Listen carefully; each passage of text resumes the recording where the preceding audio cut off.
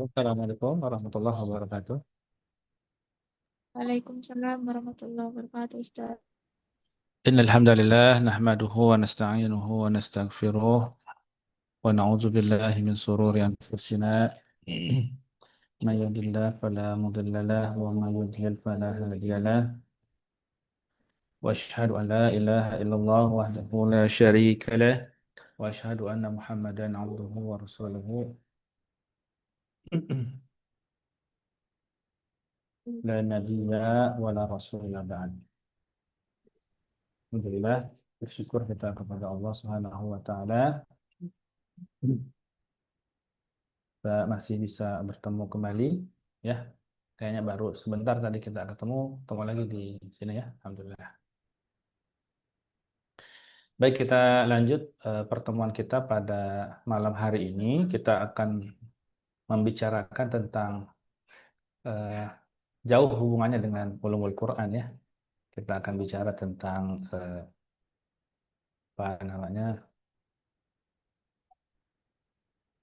nilai tengah, median, lalu rata-rata, min, juga eh, yang sering muncul namanya modus. Nah, saya izin share screen ya, teman-teman.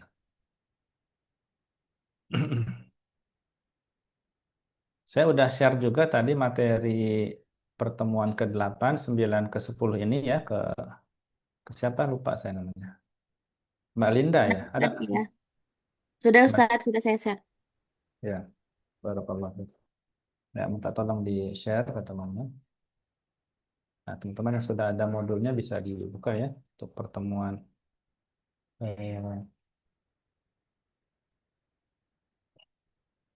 Betul yang saya kirim itu ya. Metodologi studi Islam, pertemuan 8 sampai 10.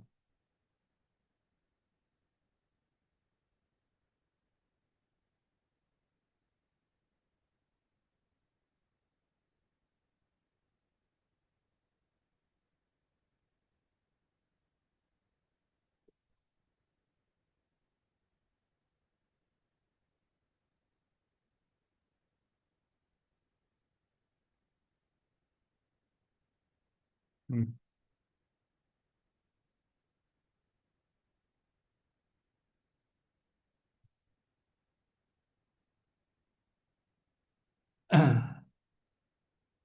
Ya, jadi kita akan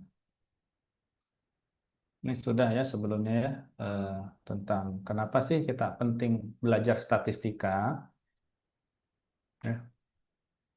Kita sudah belajar ini di pertemuan sebelumnya. Saya akan review sedikit saja ini, teman-teman.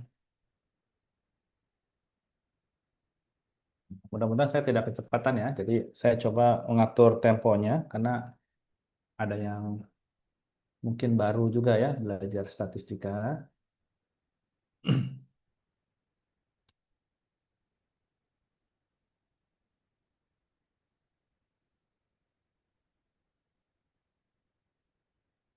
Ini kenapa kita perlu statistika, ini tabelnya sudah saya tuliskan. Jadi statistika adalah alat yang sangat penting dalam memahami data penelitian, khususnya metodologi studi Islam kita ya, dalam penelitian kuantitatif. Jadi teman-teman yang nanti mengarah jurnalnya atau skripsinya dalam data penelitian ya, yang sifatnya kuantitatif itu pasti menggunakan yang namanya statistika ya. Jadi mahasiswa perlu memahami sekali.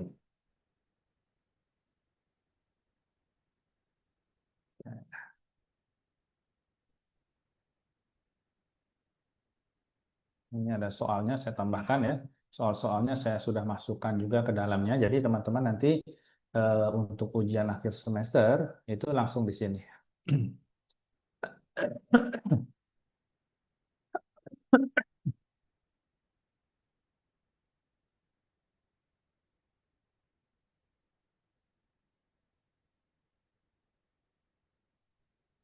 Oke, ini kedua sekarang ya. Ini kita akan masuk materi kita ini.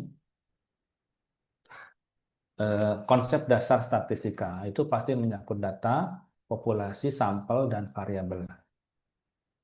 Nah, kita kemarin sudah belajar apa itu data, ya. Bahwa kita sudah mengenal ada data dan datum, ya. Jadi data dan datum. Data adalah kumpulan dari datum. Datum adalah data tunggal. Ini data. Ini hari ini kita sebenarnya sedang mengumpulkan yang namanya data. Ya. Data dari Tokopedia, dari Shopee, data jumlah penduduk, sensus, data nilai ujian, nah, semuanya itu menggunakan yang namanya data. Sementara kalau datum, misalnya di sini tinggi badan siswa A adalah 160 cm tunggal ya. Ini perbedaan antara data dengan datum ya. Lalu kemudian data itu jamak. Kumpulan dari banyak datum ya. Contoh tinggi badan seluruh siswa kelas 7 itu 150 cm, 155 cm, 160 cm dan seterusnya. Jadi datum adalah unit terkecil dari data. Ya, sedangkan data adalah keseluruhan kumpulan informasi ya. Mudah dipahami ya. Apa Ustadz dipotong dulu boleh nggak? Apa, Mbak? Aku apa sama nggak sama yang apa sih namanya? Sama data sama rata-rata sama atau tidak? Ya, jadi nanti didapatkan hasil rata-rata itu juga data. Rata-rata adalah teknik menghitung, gitu ya. Oh, oke oke oke. Oke, Ya, Ustadz. kalau dibalik ya. Jadi belum sampai rata-rata ya, baru data. Ini ada data kualitatif, ada data kuantitatif, ada data nominal, ya. Saya jelaskan dulu ya, lupa. Jadi data kualitatif itu data yang berbentuk kata-kata, deskripsi. Sementara data kuantitatif, ya, data yang berbentuk angka yang bisa diukur. Contoh data kualitatif adalah wawancara tentang kepuasan belajar. Apa ada? Nanti main bolanya setelah ini ya.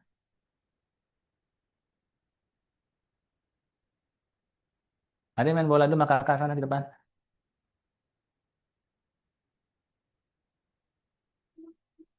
Nah, data kuantitatif berbentuk angka. Ah, Misalnya ujian matematika 70, 80, 90. Lalu ada data nominal. Apa itu data nominal? Nah, data kategori tanpa urutan. Ya, misalnya laki-laki dan perempuan. Mana urutan nomor satu? Nggak ada satu yang lebih dominan, baik laki-laki maupun perempuan. Ya, agama, baju, warna baju ya, warna itu sesuai kategori. Nggak ada warna merah lebih dominan daripada warna biru. Nomor satunya merah, nomor duanya biru. Nah, ada ya. Itu namanya data nominal, data yang nggak punya urutan. Ya, jadi kalau nanti ditanya apa itu data nominal, data yang nggak punya urutan. Beda dengan data ordinal. Ya, nanti keluar nih ujian. Data ordinal artinya data yang punya urutan. Data yang berurutan, misalnya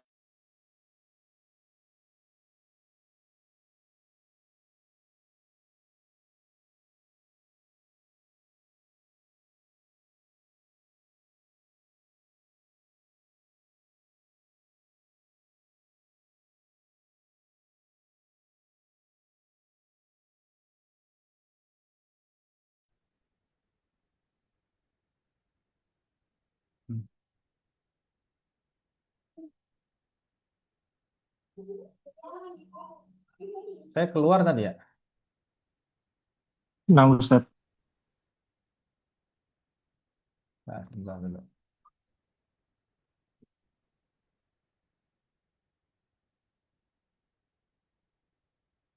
Oke. Sampai data apa tadi?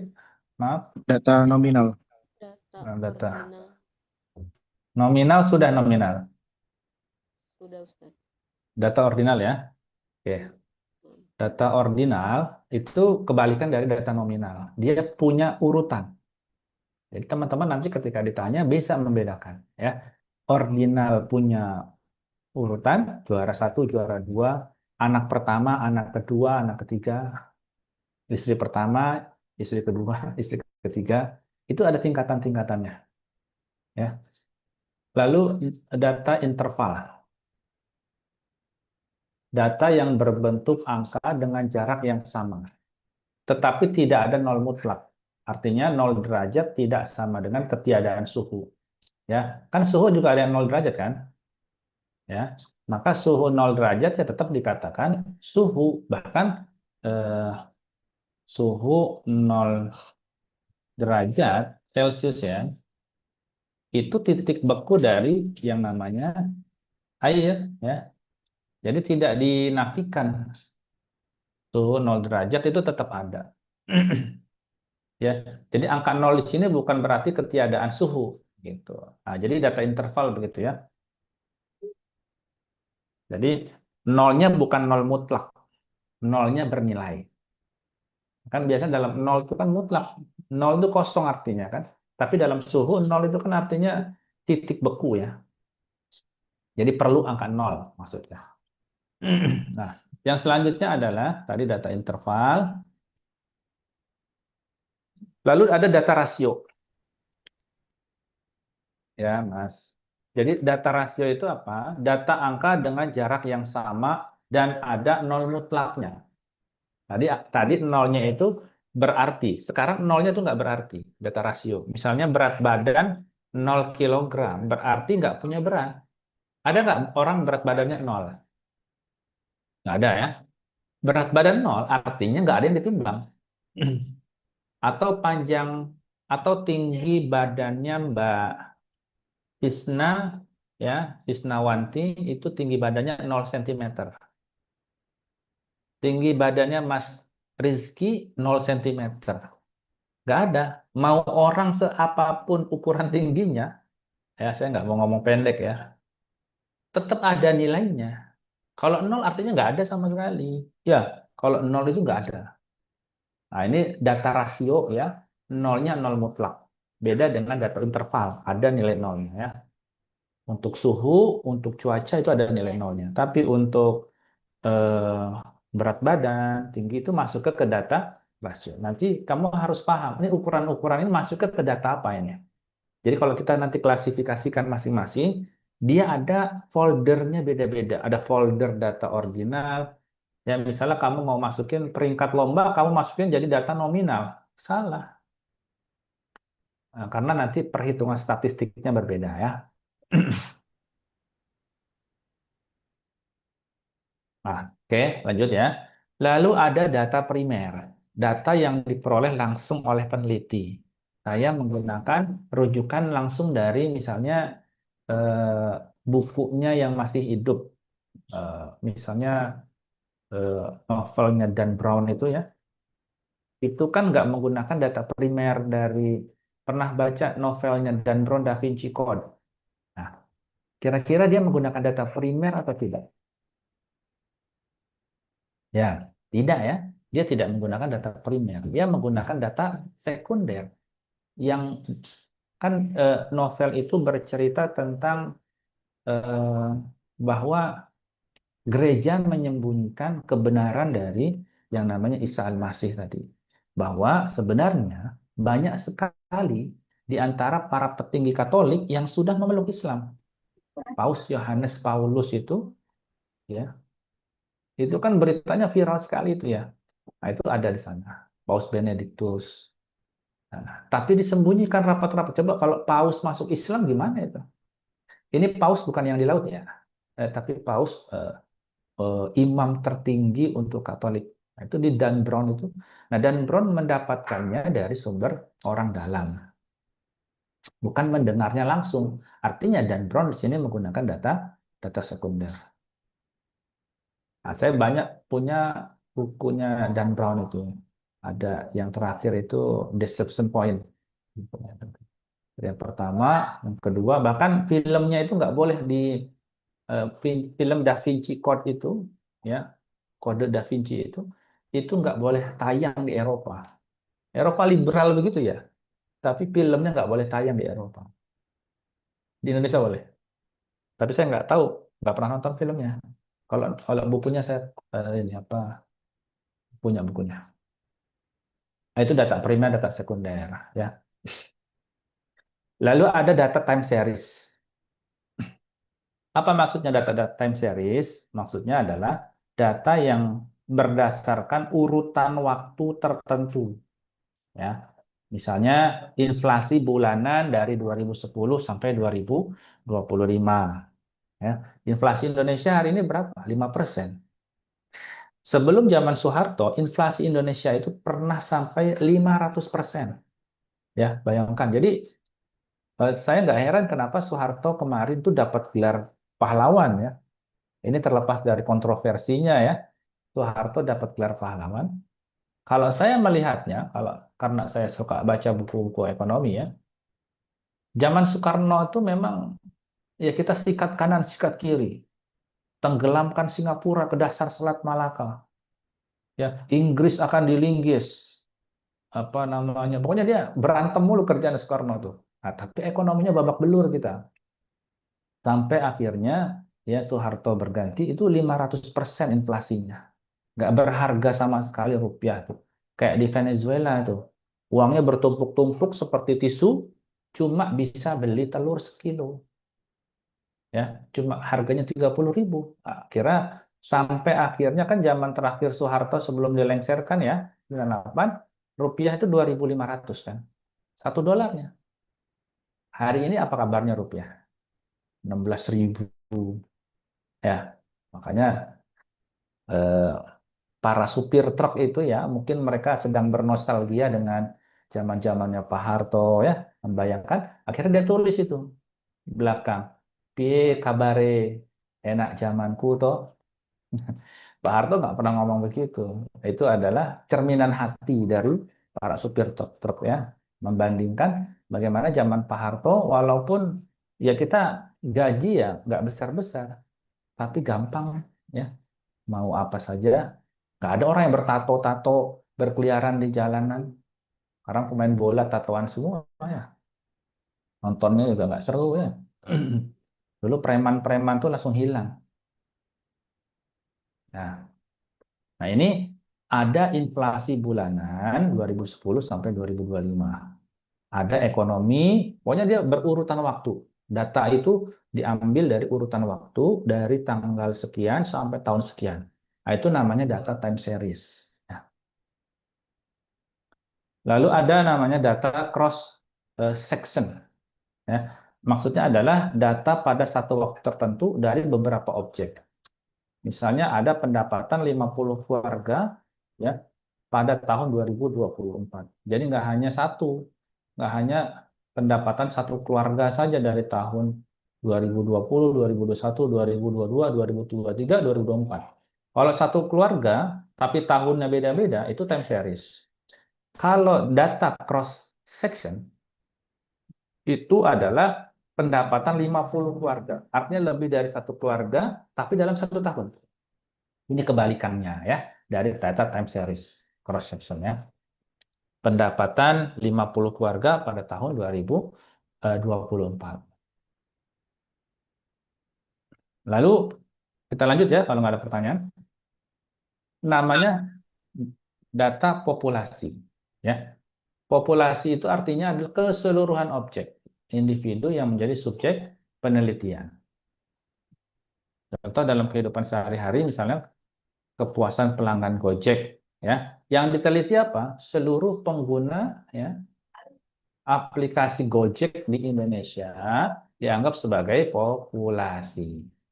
Sampel itu adalah bagian dari populasi yang diteliti. Tapi terkadang sampel juga adalah populasi. Kalau dia misalnya populasinya sedikit, maka bisa menggunakan sampel total. Namanya total sampling. Jadi kalau misalnya kita lihat ya populasinya cuma 35 orang, ya mau diambil sampelnya berapa? Ya, kita mau melihat satu kelas saja ya, 35, 30 orang ya, ada yang 20, kan kecil sekali tuh dari satu populasi. Maka kita pakai yang namanya total sampling. Maka sampel yang tadinya adalah bagian dari populasi ya, bisa juga berarti adalah keseluruhan dari populasi. Ya, jadi sampel ya populasi itu sendiri kalau populasinya sedikit. Ya, paham ya?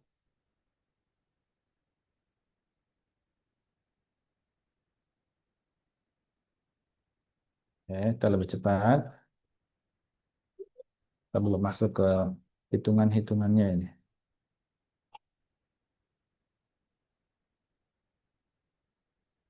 Coba kita ada soal-soal dulu nih.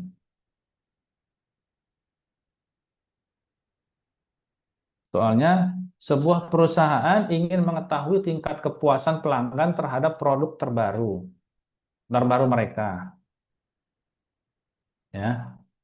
Lalu kemudian dia wawancara semua pelanggan. Mereka memilih 500 pelanggan secara acak untuk disurvei. Dalam konteks statistika, 500 pelanggan disebut sebagai A. Populasi, B. Sampel, ya, C. Variabel, atau D. Data. Maka jawabannya adalah 500 itu disebut dengan sampel. Populasinya apa? Ya, kepuasan pelanggan terhadap produk terbaru itu kan banyak sekali. Ribuan ya. Pelanggan mereka tuh mungkin juga belum ada datanya. Saking banyaknya makanya. Nah, maka kalau dia hanya mengambil 500 saja, maka 500 disebut sebagai sampel.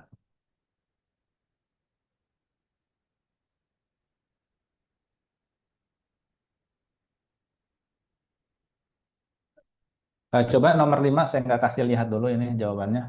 Ada Mas Zain?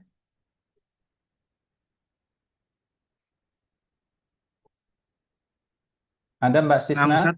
Oh, ada Mas Zain. Silakan dibaca nomor 5 dan dijawab. Nah, dalam sebuah penelitian, seorang ilmuwan mengumpulkan informasi mengenai jumlah ke kendaraan yang melewati jalan utama setiap jam selama 1 minggu. Informasi yang dikumpulkan ini disebut sebagai hmm,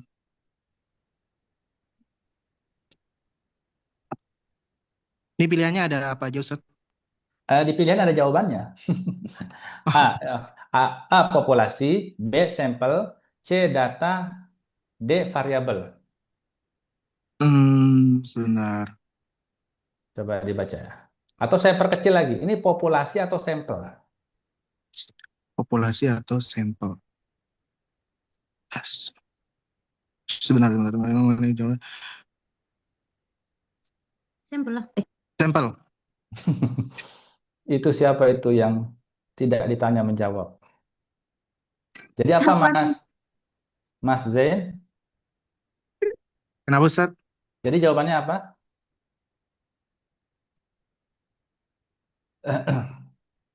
Tadi sudah ada yang ngasih kode alam. Tapi nggak dengar kayaknya tuh. Apa?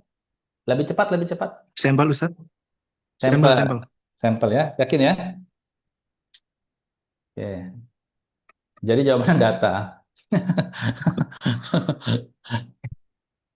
Ya, kan dia mengumpulkan informasi mengenai jumlah kendaraan yang melewati jalan utama setiap jam selama 1 minggu.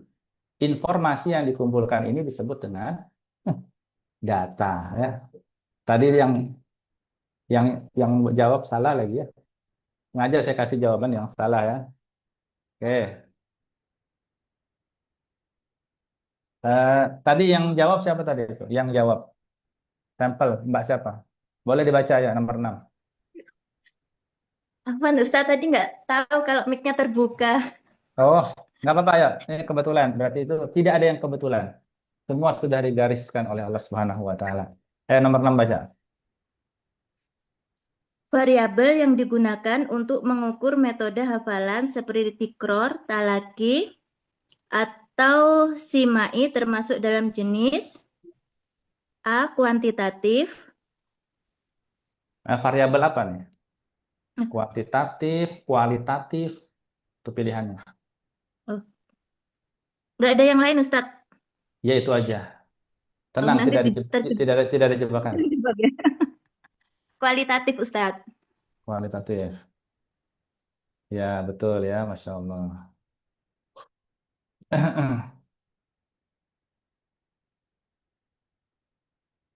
Oke.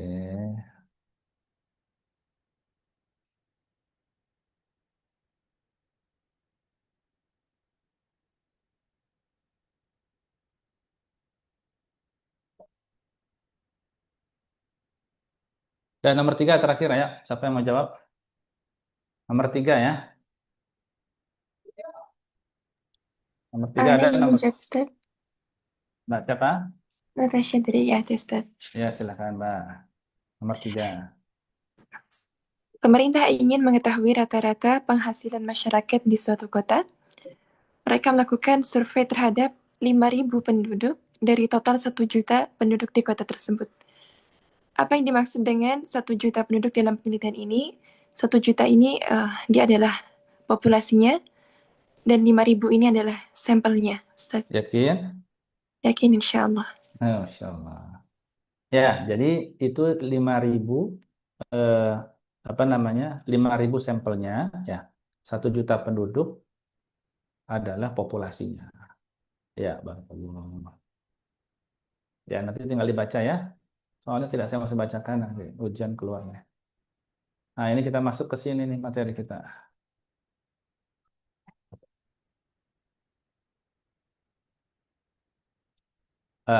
Oke. Ada di sini namanya rata-rata. Ya, rata-rata tadi yang ditanyakan ya. Jadi rata-rata itu artinya adalah eh, jumlah keseluruhan, ya, ini jumlah keseluruhan data dibagi dengan banyaknya data. Ya, jumlah seluruh nilai dibagi dengan banyak data. Contoh misalnya, ada 5 santri memiliki jumlah hafalan surat An-Naba sebagai berikut. Ada 30, 28, 35, 25, dan 32. Maka berapa rata-ratanya? Ya, ini kita jumlahkan semua. 30 tambah 28, tambah 35, tambah 25, tambah 32. Dibagi 5. Kenapa dibagi 5? Karena datanya ada 5. 1, 2, 3, 4, 5. Maka dapatlah rata-ratanya 30 ayat. Artinya apa? Artinya santri ini punya jumlah hafalan rata-ratanya adalah 30 ayat. 5 santri ini ya, ranknya, minnya rata-ratanya adalah 30. Lalu kemudian nilai tengah. Nah, ini nilai tengah itu berbeda dengan rata-rata. Nilai yang benar-benar ada di tengah ya. Jadi nilai tengah itu nilai dari data yang telah diurutkan. Misalnya tadi ada 30, 28, 35, 25, 32. Ini kan belum diurutkan kan? Diurutkan dulu dari yang terkecil sampai yang paling maksimum terbesar. Diurutkan jadi 25, ada yang dapat hafal ayatnya cuma 25, ada hafal ayat 30. Surat An-Naba berapa ayat? 40 ya? Nah, Ya. Ustaz. Ada yang 32, ada 35, dan paling tinggi ini hafal semuanya. Nah, tapi kan variatif ya.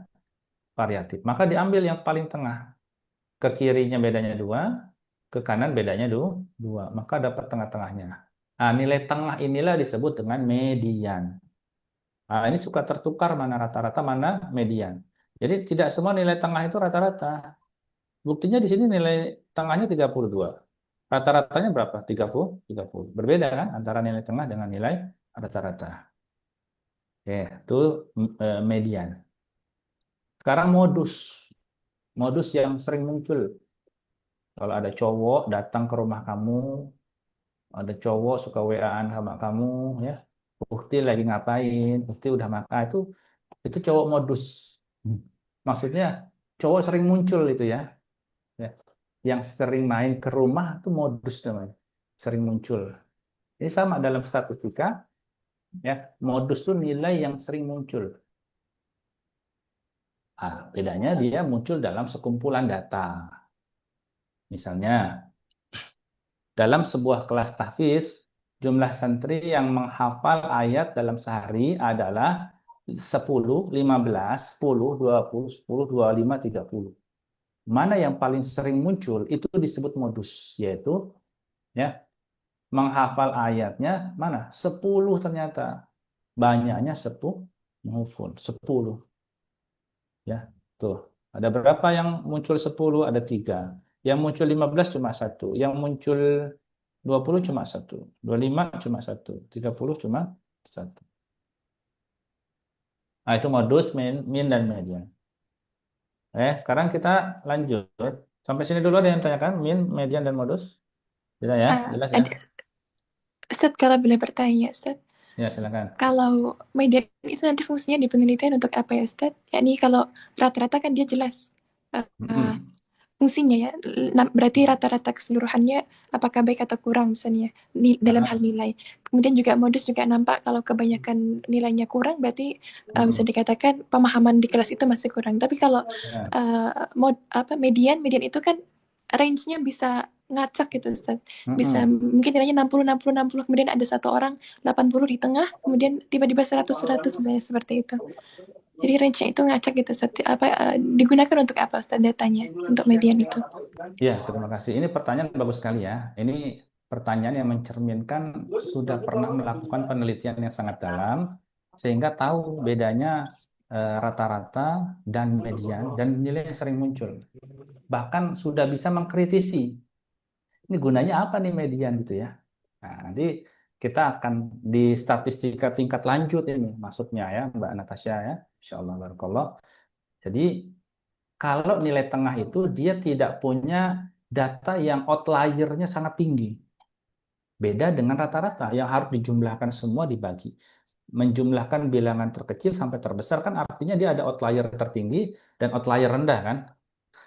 Median nggak ada dipengaruhi itu. Dia cuma cari nilai tengahnya saja. Nah, ini berfungsi untuk mencari nanti distribusi yang tidak normal. Ya. Mudah-mudahan belum paham ya. Mudah-mudahan belum paham ya. Nah, jadi, belum pernah lihat, Ustaz. Ya, jadi memang misalnya saya cari contoh ya. Ada pendapatan 10 orang misalnya. 9 orang gajinya 3 juta misalnya ya. 9 orang gajinya 3 juta. Bayangkan ya. 9 orang gajinya 3 juta. Jadi ada pendapatan 10 orang nih ya Mbak Natasha ya. Ada pendapatan 10 orang, yang 9 itu gajinya 3 juta. Yang 1 orang gajinya 200 juta. Bisa diulang Mbak Natasha soalnya? Ada 10 orang, 9 orang gajinya 3 juta, 1 orang gajinya 200 juta. Nah, kalau pakai perhitungan min, ya tadi yang Mbak Natasha sebutin, rata-ratanya berarti berapa tuh? Berarti kan 3 kali dijumlahkan. 9, 27 tambah 100, 127 dibagi 10, 12,7 juta. Berapa? 12,7 juta. Ya, hampir ya kurang lebih sekitar 15 jutaan lah ya. Ya kan? Jadi 1 orang gajinya 200 juta. 1 orang 9 orang gajinya 3 juta. Itu dijumlahin data terendah sama terkecil. Dapatnya 15 juta. Bener nggak tuh kok rata-ratanya 15 juta? Bener nggak? Gajinya rata-ratanya bener nggak 15 juta? Kan kalau kita mau menghitung rata-rata, berarti ini sesat nih kalau kita pakai min ya. Menghitungnya pasti nggak pakai min. Kenapa? Karena kita akan menghitung median. Mediannya berapa? Tadi yang 9 orang tadi berapa yang 9 orang? Nilai 3 tengahnya juta. Pasti 3 juta. 3 juta. Maka kalau kita mau menghitung pendapatan 10 orang dengan distribusi yang tidak normal, yang 9 orang gajinya 3 juta, yang 1 orang paling tinggi itu 200 juta, anaknya itu kaya 7 turunan, bukan dari kerjaan. Kalau kerjaan rata semua tuh gajinya 3 juta. Tapi karena dia gak kaya 7 turunan, yang lain juga kaya 7 turunan, tapi dia keturunan yang ke-8. Jadi kurang kaya. Nah, akhirnya kita menggunakan mana? Menggunakan untuk ukuran yang distribusi normal. Min atau median? Menggunakan median. Nah, jadi median digunakan untuk data yang tidak berdistribusi normal. Ya, insya Allah bisa dimengerti Ustaz. Jazakumullah khairan. Ustaz. Iya, Pak, ya. Oke, seperti itu ya. Jadi fungsi median seperti itu. Memberi gambaran yang lebih realistis. Jadi digunakan saat distribusi tidak normal. Atau kalau dalam ilmu statistika disebut skew distribution. Jadi kalau data ranking juga sama tuh. Nggak bisa kita rata-rata tuh data ranking tadi, data ordinal ya. Urutan-urutan. Nggak bisa kita bikin rata-ratanya. Pasti kita bikin mediannya. Nanti skala Likert juga sama. Nggak bisa kita rata-ratakan itu. Maka kita ambil nilai tengah. Jadi mean itu tidak boleh.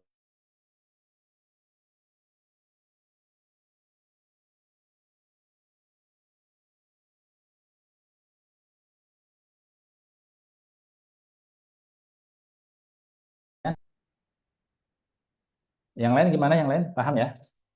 Tentang kenapa median dan mean yang lain selain Mbak Natasha?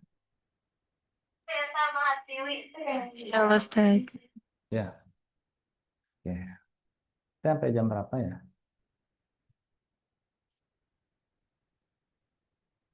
Nah, ini kita masuk ke rentang sekarang ya, atau range. Tadi sudah diceritakan bahwa ada nilai terkecil, ada nilai terbesar. Dari pencapaian tahfiz tadi ya, jika nilai hafalan mingguan santri, nih segini nih hafalan santri ya, maka kita cari range. Range-nya apa? Yang terbesar 40 ayat, dikurangi santri yang cuma bisa dapat 15 ayat. Maka range-nya berapa? 40 dikurangi 15. Berarti range-nya adalah 25. Tentang rentang atau range paham ya? Ya, saya anggap paham nih, gampang. Sekarang kita lanjut ke simpangan baku. Yang Ikhwan juga sama ya, kalau ada yang mau ditanya boleh ya. Masa malu-malu ya. Ya, silakan kalau mau tanya. Kalau saya ditanya saya nggak bisa ya, saya buat PR. Simpangan baku ya. Ini menunjukkan seberapa jauh data tersebut tersebar dari rata-ratanya, dari min. Misalnya, jika rata-rata hafalan santri dalam sebulan adalah 30 ayat, ya, dengan simpangan baku 5 ayat, ya, dia bisa menyimpang 5 ayat. Kan rata-ratanya 30 ayat. Dia bisa kurang dari 25, kurang dari 30-nya, dikurangi 5 ke 30, kurangi 5, 25, ataupun bisa lebih dari 35 ayat, 35. Simpangan bakunya ya. Jadi ke atas 5, ke bawah 5. Itu namanya simpangan baku. Ya, saya ulangi ya, pelan-pelan ya. Jika rata-rata hafalan santri dalam sebulan adalah 30 ayat, simpangan bakunya 5 ayat, maka mayoritas santri menghafal antara 25 hingga 35 ayat per bulan. Ya, tentang simpangan baku paham ya? Nggak usah dihitung ya. Apa Ustadz? Kalau menentukan simpangan baku itu bagaimana ya? Apa ada rumus tersendiri gitu Ustadz? Oh tidak. Ya, menentukan simpangan baku itu diambilnya dari rata-ratanya. Ya, jadi coba dilihat lagi ini. Apa namanya? eh, Definisinya simpangan baku itu tersebar dari, tapi kalau nanti ada populasinya besar itu bisa kita hitung, ada rumus simpangan baku nanti ada ya, tapi rata-rata simpangan baku sudah diketahui dalam dalam soal ya. Nah, nanti kalau populasinya sudah diketahui baru bisa kita hitung simpangan. Di bawah juga nanti ada perhitungan untuk mencari yang namanya simpangan baku atau standar deviasi ini ya, di bawah. Sabar ya. Di sini nah, nih nanti ada simpangan baku. Nah, ini banyak tuh. Nah, segini. Jadi kita harus tahu dulu rata-ratanya, harus tahu dulu selisihnya, harus tahu dulu variansnya. Baru nanti dapat simpangan bakunya segini. Oke. Ini masih teori dulu. Oke, sekarang kita masuk ke contoh kasus ya untuk mengetahui simpangan baku. Misalnya dalam satu pekan, jumlah ayat yang dihafal oleh 5 santri adalah 20, 25, 30, 35, 40. Maka kita harus menghitung variansnya supaya mengetahui simpangan bakunya. Jadi, kenapa? Karena varians adalah kuadrat dari simpangan baku. Jadi nanti simpangan baku itu dikuadratkan, maka jadi varians. Jadi kita akan menghitung simpangan baku. Sebelumnya kita harus berurutan. Pertama kita harus menghitung min-nya dulu. Tadi jumlah hafalan santri berapa? 20, 25, 30, 35, dan 40. Dibagi dengan 5. Nah, ini menghitung rata-rata ya. Simbolnya adalah X bar. Ya, 20 tambah 25 tambah 30 tambah 35 tambah 40 adalah 150. Dibagi dengan total nilainya ada 5 santri, maka dapatlah rata-ratanya adalah 30. Lalu kemudian dari rata-rata ini kita kuadratkan, ya. Setiap nilainya kita kuadratkan, ya. Nah, 20 dikurangi 30. 20 dari mana nih? Dari sini nih. 20 dari orang pertama, santri pertama. Kita kurangi dengan total min. 20 kurangi 30 berapa? Minus 10. Dikuadratkan. Minus 10 kali minus 10, 100.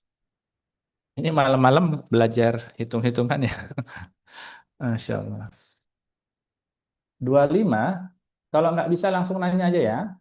25 dapat dari mana 25? Dari Santri yang santri kedua. kedua, Ustaz. Santri kedua.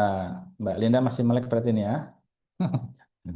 Ya, ini luar biasa ini ya, apa mahasiswi-mahasiswinya sambil barangkali ada yang sudah berkeluarga ya, punya anak itu, tapi masih sambil menyimak itu ya.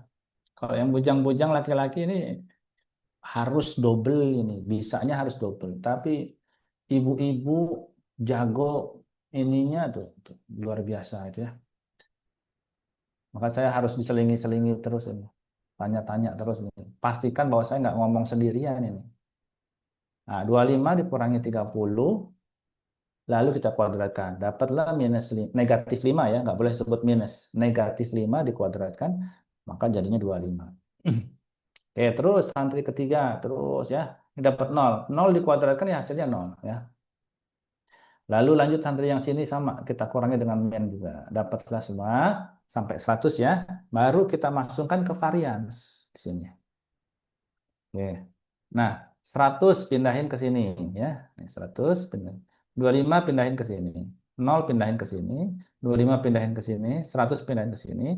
Dibagi dengan totalnya ada berapa santri? Ada 5. Maka variansnya adalah 250 dikurangi 5. Dibagi 5. Sama dengan 50. Itulah variansnya. Karena varians itu adalah simpangan baku yang dikuadratkan, maka mencari simpangan baku adalah akar dari varians. Ya, ingat ya, varians itu adalah simpangan baku yang dikuadratkan. Maka menghitung simpangan baku, varians tinggal kita akarkan. Ya, tadi variansnya berapa? 50 ya. Ini menunjukkan bahwa terdapat variasi. Ya, varians itu variasi. Variasi yang cukup besar dalam jumlah hafalan santri. Maka jika kita ingin menghitung simpangan baku, cukup ambil akar kuadrat dari varians. Berapa? Akar 50 berapa? 7,07 ayat. Atau kurang lebih kita bulatkan menjadi 7 ayat. Ya, artinya mayoritas santri memiliki hafalan yang menyebar sekitar 7 ayat lebih atau kurang dari rata-rata. Ya, jadi misalnya rata-ratanya tadi 30, maka ke atasnya 37, maksimal dia bisa menghafal segitu rata-rata simpangan bakunya, ataupun 30 dikurangi 7, yaitu 23 ayat per minggu. Oke, sampai sini dulu untuk mencari simpangan baku. Mbak yang nanya tadi siapa? Mbak Mahardika ya? Bukan? Iya, Ustadz. Nah, udah paham jadi Jazakallah khair. menghitung simpangan baku? Insya Allah sudah, Ustadz. Nah, asal diikuti ya step-stepnya.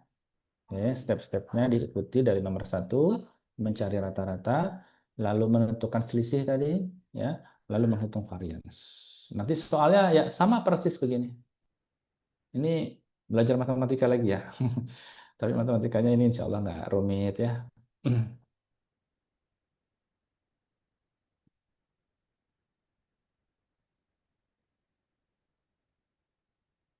Siapa yang mau jawab nomor 1?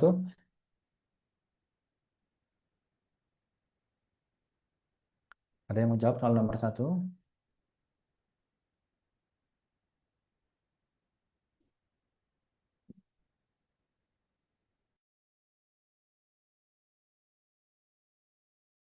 Ana Ustadz, Ya, Anas siapa itu? Iza dari IAT. Oh, Iza, Mbak Iza. Silakan, Mbak Iza. Gimana? Baca dulu coba soalnya. Nyala nggak? Dalam 1 bulan, 5 santri menghafal surat Al-Mulk dengan jumlah ayat 30, 28, 35, 25, dan 32. Berapakah nilai rata-rata hafalan mereka? Ini langsung jawabannya atau gimana, Ustaz? Iya, jawab. 30 rata-ratanya. Dari mana 30? Dari jumlah dari 30 ditambah 28 ditambah 35 tambah 25 tambah 32. Totalnya 150 dibagi 5 yaitu 30. Yakin? Yakin insya Allah. Coba hadiahnya haji. Weh, Jika mampu, Mbak. Jawabannya apa? 30. 30. Masya Allah. Betul. Barakallah. Nah, gitu ya. Mbak Iza ya. Barakallah Mbak Iza. Nah, Ustaz. Lagi? Tuh ya penjelasannya ya. Jawabannya persis seperti yang ada di modul. Aduh, soalnya ketahuan ya. Nah, coba nomor 2. Ikhwan, Ikhwan.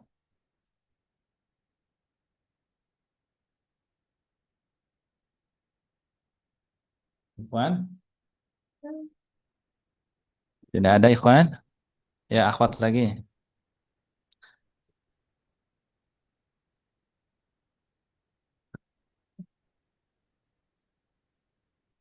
Saya Ustaz, saya coba ya. Ya, silakan siapa namanya Ustaz? Haudi, Ahmad Haudi. Ustaz Ahmad, ayo, mangga, mangga. 3 data hafalan mingguan 5 santri adalah 25, 30, 32, 35, dan 40 ayat.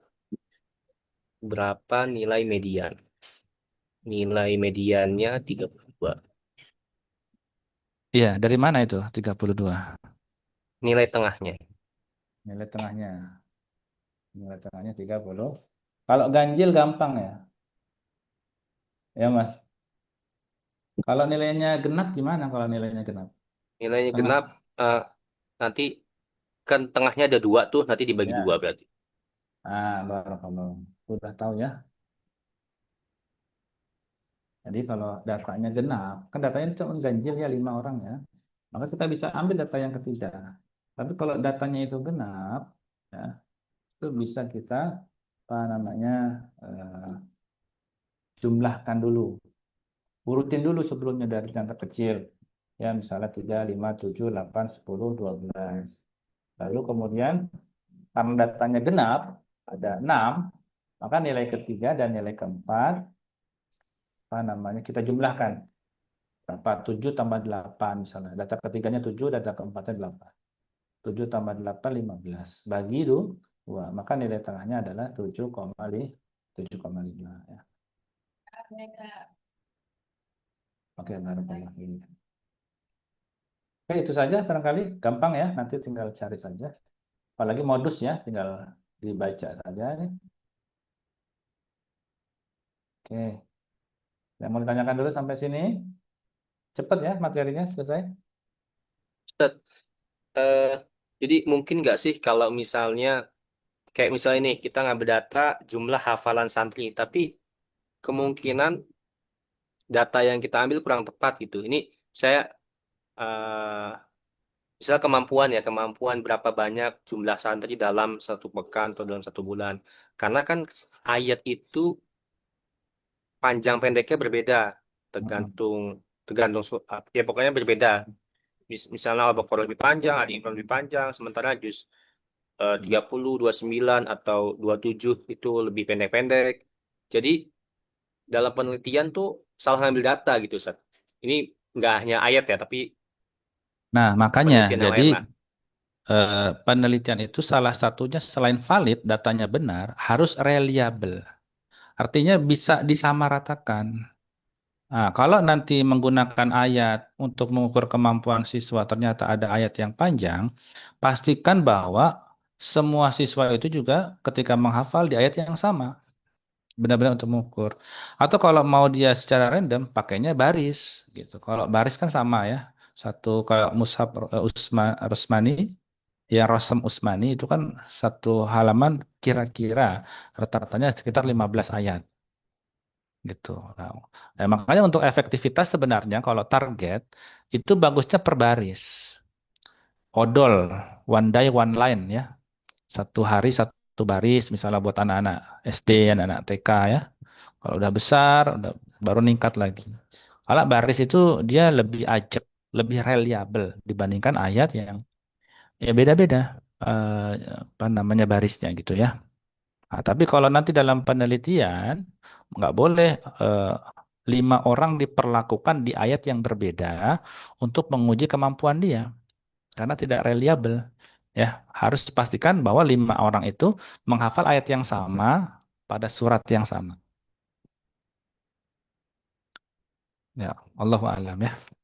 Ya, syukur, Ustaz. Afwan. Sudah 20:29, 1 menit lagi barangkali ada yang mau ditanyakan. Ustadz Afan tadi yang materi pertama, yang tentang Hmm. jenis data yang di atas, yang tentang suhu, itu kan intervalnya harus sama ya Ustadz ya. Karena tadi ditambahkan 0 derajat, sepertinya kurang ditambahkan 10 derajat juga Ustadz. Kenapa? Yang di data yang atas, yang pembahasan awal Ustadz. Hmm. Kurang apa? Kurang Kurang. 10 derajatnya. Oh gitu ya. Coba dilihat. Suhu nih 0 derajat. Mm. Kurang apanya? Suhu 10 derajat, Oh, itu perlu 10. nggak Ustadz? Karena Oh, intervalnya sama. oh iya iya iya. Iya boleh. Suhu 10 derajat. 10 derajat Celcius. Oke, terima kasih. Sudah terakhir. Ya, untuk interval dia harus berurutan seperti ini. Tapi ya, saya di sini cuma mau menunjukkan bahwa harus dipastikan bahwa interval itu tetap menggunakan angka 0. Ya, angka 0. Ada angka 0-nya. Apa contoh lain selain AC misalnya yang menggunakan data interval? Ada lain nggak Mbak Natasha?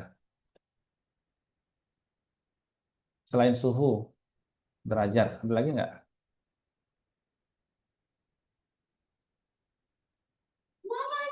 Hah? Kemiringan? Udah? Kemiringan, Ya. kemiringan, betul. Tahun 0 Masehi ada? Nggak ada ya? Tahun 2020, tahun 0 Masehi. Ya. Nah, hampir secara keseluruhan, IQ-nya berapa? IQ-nya 0. Itu apa namanya ya? Bukan jongkok itu ya, pingsan. Nah, ya, jadi hampir keseluruhan itu menggunakan, eh, tidak ada yang menggunakan 0 mutlak. Nah, tadi kemiringan ya, kemiringannya 0 derajat. Itu artinya apa kalau kemiringan 0 derajat?